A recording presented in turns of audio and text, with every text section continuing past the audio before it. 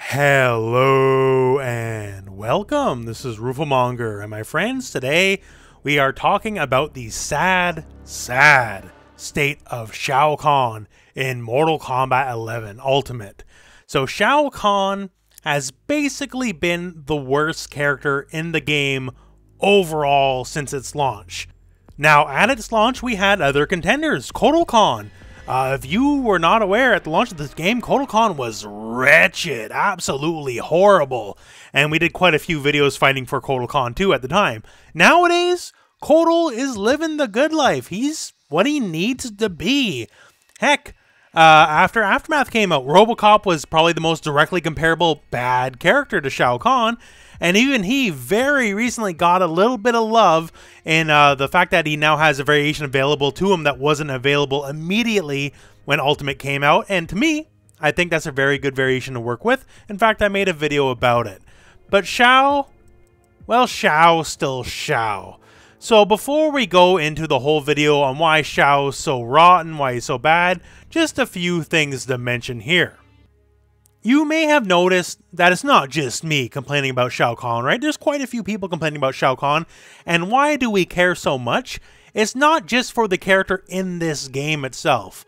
For a lot of people, Shao Kahn is a big deal. Of all the fighting game bosses of all time, he is the most memorable. Simply put, you know, Gonitz, if you ever played KOF 96, Gonitz a cool boss, sure. M. Bison, fantastic, of course, right? Later games, Alpha 152, memorable, just if not just for being cheap, if anything else, right? But Shao Kahn is the boss of bosses in fighting games. He was just the baddest of the bad guys. From the way he acted, the way he taunted you, and just all points in between.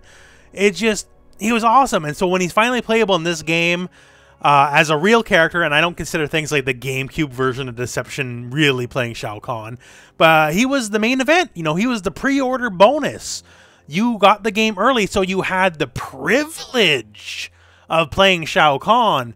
And that privilege, where did it lead us to? Well, you know, some people complain about pay-to-win DLC. Shao Kahn is pay-to-lose DLC almost. In the interest of fairness, to talk up Shao Kahn a little bit, in Mortal Kombat 11 Ultimate, he's certainly got a lot. Main thing here, down 1, down 3s, all these things, that jail properly now. Down 3 into stand 1 is no longer a one-frame link. Down 1 into stand 1 now actually works and doesn't just magically go over their head, right? So these are the basic building blocks every character in the game had, and Shao Kahn effectively didn't. So at the bare minimum, he can play the same game everyone else has been playing the whole time, and he's only finally just got here. Other things like opening up the variations for competitive play, he can now use the air hammer, and it's good for him. Now, when you take like other comparable moves, especially like say a Sub-Zero, his air axe, this is nowhere near as good. But for Shao Kahn, it works. It's something, right? And you combine that with other moves like, say, Skewered. Skewered is definitely one of his better moves. And his backhammer, which is very slept on. A lot of people think it's not very good. I think it is very good, for Shao Kahn anyways. Not the least of which is it lets him get conversions off basically anything airborne, right? So other moves won't let you get a 25% convert just like that. The backhammer totally can. So if you catch him jumping at all, they'll bounce off it, go higher up in the air, and most of the time you'll have time to down 1, convert into Skewered, and get a bit of a combo. And considering it's very easy to jump the regular spear, and people, they're going to jump a lot, because you're probably going to toss the odd spear here, which is easily jumpable. But, you know, 8% higher than average damage, a lot of knockdown, so if you trade, you probably did a little bit more damage, and you'll recover way before they will, because the knockdown is pretty intense on that. And then if you were so inclined, you could like wave dash your way in. And it's still a little difficult, sure, but Shao Kahn's got one of the better ones. So there is a game plan, I guess I'm trying to say, right? And he's got some interesting tools, although most of his interesting tools, people have better versions of it. But still, Shao Kahn, as poor as it is, has a definable game plan in Mortal Kombat 11 Ultimate. And he has a bunch of little things, you know, a lot of people might not think about, like, hey, stand 1 is +4 on block. You might not have known that. That's a lot for a standing normal to be plus by, right? But the problem for Shao Kahn is it's really hard to enforce, because you either got to do your down 1, which is kind of just whatever, it's just a down 1 check, or you got to go for forward 3, which is ill-advisable, and we'll talk all about that, right? But yeah, so he's got some stuff. It's just the bare minimum you need to be able to play the game. So what exactly is wrong with Shao Kahn? Well, as we went over just previously, there's some good stuff. You know, and he also has one of the better sweeps, one of the better uppercuts, so those are good things, sure. But the thing is, almost everything he has is just mediocre compared to everybody else, right? Either it's a bit slower, or it's a bit more negative on block, or one thing he has just works in a weird way compared to everybody else. He has nothing to work with other than the absolute basics. Like, you know, okay, down 1, am I going to jail you and hit a button, or throw you? That kind of stuff. And before Ultimate, like, jailing was off the table too. He couldn't even do that, right? So he only has the most basic stuff to work with, and when the numbers start coming up, the numbers don't work in his favor. So with that all said here, we're going to give more specific examples, and let's start with the one we all complain about the most by a wild margin, and that is forward 3-4. So I guess let's talk about one of the big things here, which is forward 3-4. Forward 3-4, if you've ever talked to a Shao Kahn player, this is usually where the argument's going to center, so I might as well just kind of start with this point here. So forward 3-4, and forward 3 specifically, 10 frame mid. Awesome, right? You know, a lot of people, they would love to have a 10 frame mid. Not a lot of characters have that kind of stuff. And for Shao Kahn, well, the problem is, this whole string, it leads to a lot of just wishing, and sometimes deluding yourself into just thinking it's better than it actually is. I've done it myself, I'll be the first to admit. Like, doing a lot of mental gymnastics and tricking myself, no, this is actually really good, this is what makes Shao Kahn complete, all this kind of stuff, and no, man. This is legitimately 4-3-4, one of the worst strings in this game. So taking it on face value, 4-3-4, 10 frame mid starter, hit confirmable in the combos, awesome, right? Well, here's where a lot of the problems start lining up. 1, forward 3, being -8 is punishable on block, straight up.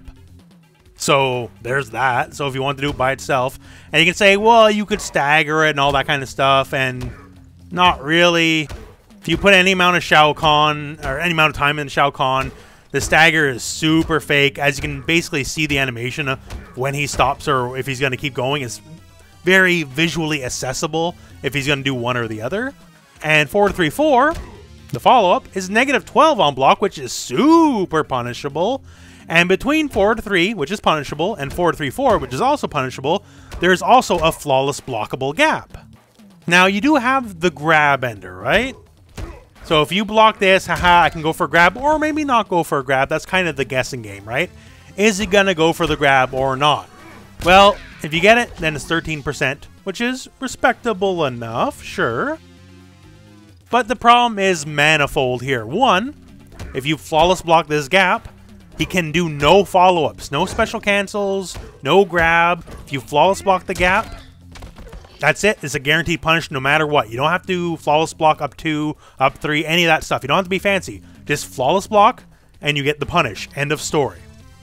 And his move, being what it is legitimately, and this is before this whole 6-frame flawless block stuff that was introduced in Ultimate, it's one of the easiest strings in the game to flawless block. All you need is just a little bit of an experience with the character, and then you'll be able to flawless block it fairly easily, as the visual tell is just so huge. And say we get past that point, right? Alright, so whatever reason, they're never going to flawless block it, so you'll always have the chance to get the grab, which is not realistic, but for the sake of argument, let's do it, right? So the real person in the mix-up is not the opponent, it's Shao Kahn. Because with 13% as your reward, the enemy gets a lot more than that. So for the purposes of the mix-up, right? I guess the idea is if they try to neutral duck it, you can go for a special instead and hit them. And all your specials are also death on block, by the way. So either they keep blocking and block the special, at which point they get a full punish, which will be 25 to 30%, or they'll neutral duck your throw, at which point crushing blow, uppercut, and it'll be like 30 to 40%. So they get anywhere from 30 to 40%, and you get 13. So the damage is in their favor. So in essence, Shao Kahn is the one being mixed up. And in a comparable string to Raiden, Raiden has a lot of options like make himself safe, or fake people out, or catch people trying to hit buttons by like doing Superman cancel, going backwards, and then whiff punishing that. He has multiple layers upon layers upon layers. Shao Kahn, not so much. How do we fix this move? Well, man, it's very easy, and you know, every Shao Kahn player's been saying this since the games came out, so I'll just hammer this point home again. 4-3-4 does not need a flawless blockable gap in the middle of it. It also does not need to be punishable on block. It's that cut and that dry. Other characters have comparable strings. Hell, other characters have better strings, right? So why on earth does this need to be punishable at every point of the way? Step 1, a flawless block, and then step 2 are all punishable, right? So why on earth does the move need to be this flawed? And the answer is, it doesn't. This simple fix right here, honestly, just 4-3-4, and you can nerf it in other ways. Like, you can get rid of the grab, don't care. You can make this like 13 frame startup instead of 10 frame, don't care, that's fine. Just make this safe and no flawless blockable gap because there's no reason to have it. And all of a sudden, that and that alone would do wonders for the character, because just on its face, it would make him better. And then it would just make other things better. Like we talked about that stand 1, right? Then all of a sudden, that stand 1 becomes enforceable in a way that's a lot more interesting. And then all of a sudden, Shao Kahn starts becoming more of a pressure character. You can just toss out a stand 1. If they block, then all of a sudden, okay, am I going to throw you? Am I going to go for like 4-3-4? And this is like the most basic building block, right? Like, once again, so many characters have so much stuff that's way better than that, but it's just something for Shao Kahn to have on the table at the very, very least. And with that said, talking about, you know, just comparable moves and all that kind of stuff and just, you know, what other characters have versus Shao Kahn, we're going to move to a section I call apples to apples. Okay, so in this section here, apples to apples. You know, people say comparing apples to oranges, how they don't fit.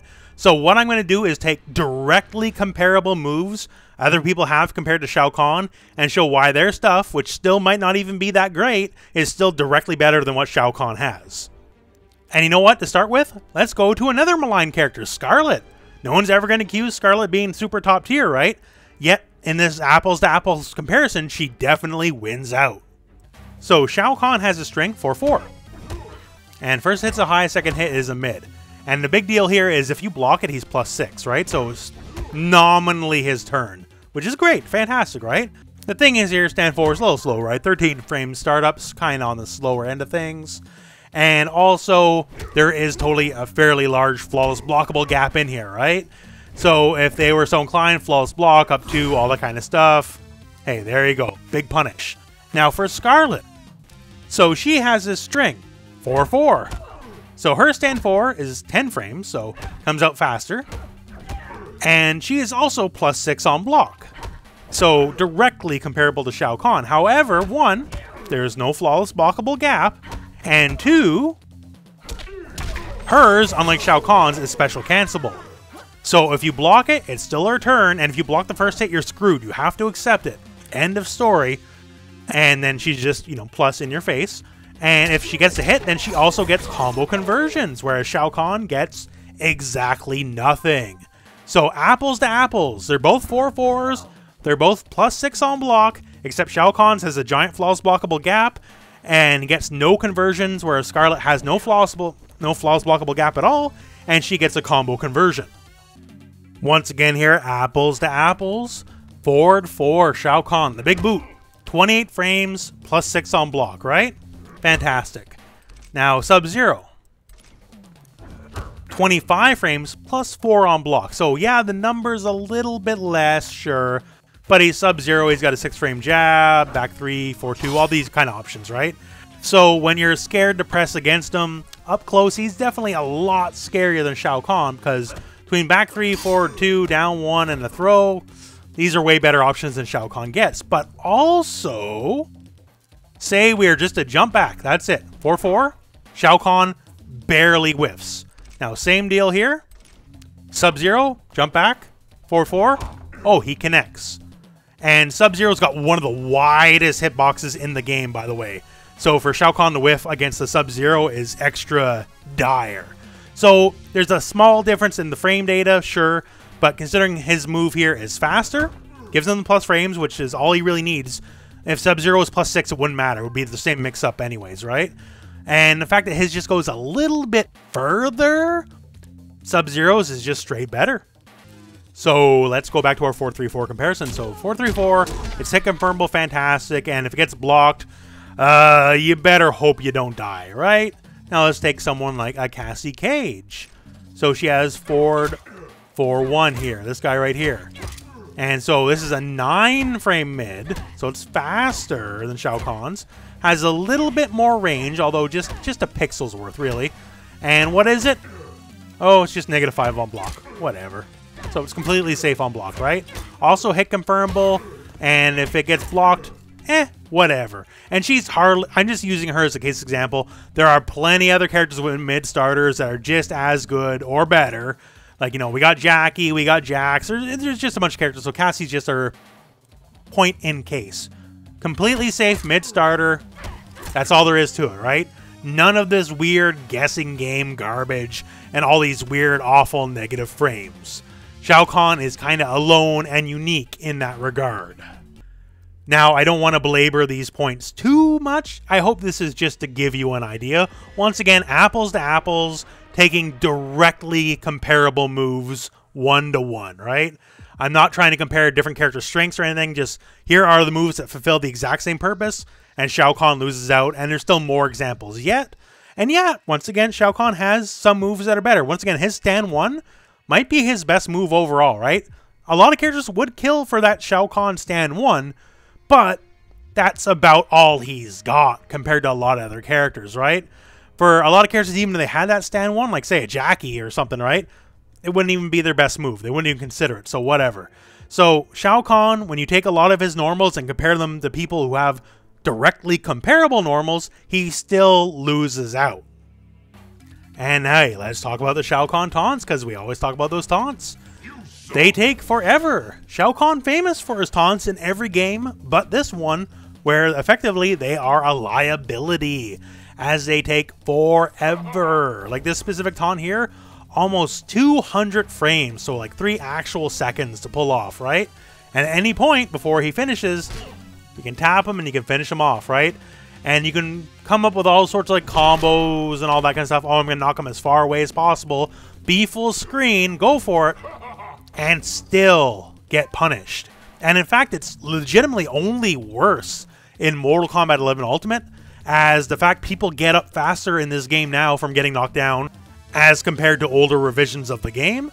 So now those setups, as iffy as they were against many characters, like you'll never get it against a Garrus or a Cetrion, for example, right? They're now all the more iffy yet because everyone gets up faster. So situations against a couple characters that it might have worked barely now might not be guaranteed anymore. So this is one of the most infamous aspects of the character over the course of the life of Mortal Kombat. And in Mortal Kombat 11, they're basically a joke. So what are things that can be done to make Shao Kahn a better character, right? Well, one of them I would think is just maybe change the breakaway time first on the shoulder. If you get your hit confirm, awesome. That's the breakaway time window off the shoulder. So it's not even like, oh, I'm going to be launched high up and maybe I'll uppercut you or catch you or that kind of stuff, right? You legitimately get the breakaway immediately. So the only way to catch that is to do his down amplify, which is so counterintuitive. And if they didn't break away fastest possible timing and you went for it, then it's laughable. Like you did no damage and wasted a bar on that, right? It's stupid is what it is. So maybe just being a little bit higher up before the breakaway window is opened up to you, I think that would be very cool at the very least. Things like forward 2. At this point in the game's life, forward 2 does not need to be a high. It should be a mid. Kotal Kahn got his forward 2 buff. Once again, apples to apples comparisons, right? And his is faster than Shao Kahn's. Comes out quicker, same range, and his is a mid. And also, his follow-up doesn't launch like Shao Kahn's does, right?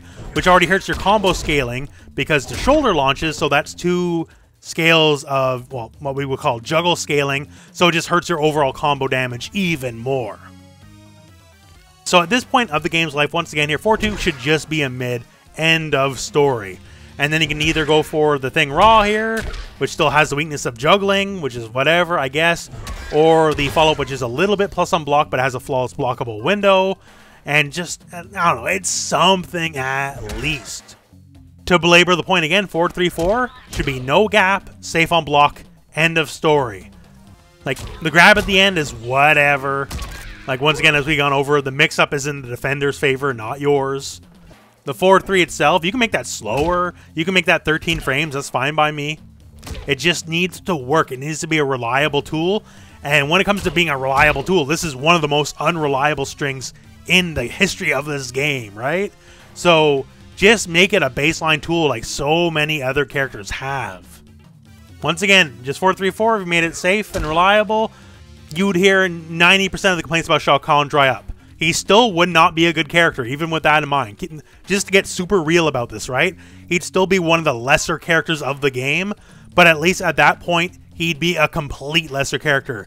He'd have all the tools he needs to win. He'd have to struggle a little bit more than other characters, sure, but at least you would have that baseline to work with. Or conversely, this is a different take. Alright, so 4-3-4, forget it. You're never going to buff the move, whatever. Then make Uphammer, this guy right here. Make it no gap, -7 on block. Because as it stands, you can either flawless block it very easily, because it's a very huge gap, as you can tell there, and punish Shao Kahn. Or screw it, you can just uppercut him right there. You'll trade, sure, but you win out massively if you trade, right? So Shao Kahn loses for trying this move, like so many other moves. But if you were to remove that gap, like keep the block stun in place, so there is no gap for them to flawless block or hit a button through it. And then just make the move -7. It's -1 as you can see here, so it's barely negative. Just make it -7 so I can do something like back 2 into this. And if it hit, sure. Because this is also a 13 frame mid, so it's a reliable mid. And if it got blocked, I lost my turn, whatever, right? But, I don't know, that would be something. Like, I would consider that an acceptable trade over 4-3-4. You'd still be locked into that. You have to pick this move now, sure. But we're playing Shao Kahn already, so we're accepting mediocrity as it is, so you might as well at this point. So yeah, remove the gap, -7 on block for Uphammer. I think that would also get him to that baseline. And I guess here we are with another rant about Shao Kahn video. But you know what? I feel it's the right thing to do. He's a beloved character by many, and he's not in a good spot, so we gotta do it. It's not the first one of these we made, to be sure. Heck, you know, we've made other ones for other characters too, like Kotal Kahn. And you know what? Kotal Kahn eventually got there. A lot of the changes I suggested for Kotal Kahn eventually made it to the game. And I'm not saying it's because of me, because it certainly wasn't, right? They were just the most common sense changes, and then they finally kind of worked their way in. And you know what? The things I'm asking for Shao Kahn, and I've been asking all along for Shao Kahn, they're common sense changes, and it should have been put in place a long time ago. So with that said, Mortal Kombat 11 Ultimate, once again, I keep hammering this home. It's a great game. It's a good game, especially now more than ever. I think Mortal Kombat 11 is the best shape it's ever been right now. But with one of the most beloved and famous characters in, like, screw fighting game history, in all of video game history, Shao Kahn, the quarter sucker himself, stealing all your quarters in the arcade, all that kind of stuff. Him being in this state is sad. And the most famous fighting game boss of all time shouldn't be considered the worst character in the game. And yet, hey, here we are. And that's why we're here yet again with another video. I'm sure the next video we'll do will be a lot more upbeat than this one. And normally I don't make videos that are on this kind of thing, you know, like I'm usually more of an upbeat kind of guy, but I'm willing to fight for Shao Kahn, so that's why we made this video. And before I just keep ranting and ranting and ranting, you know, we're going to cut it short here. So my friends, that's the video on Shao Kahn. You know, post in the comments below if you agree, disagree, if you got a different take on the matter, what you think might change or should change for Shao Kahn. But otherwise, we'll cut it short right here. So thank you very much for watching. Hope this video has found you well. Go out and play some Mortal Kombat.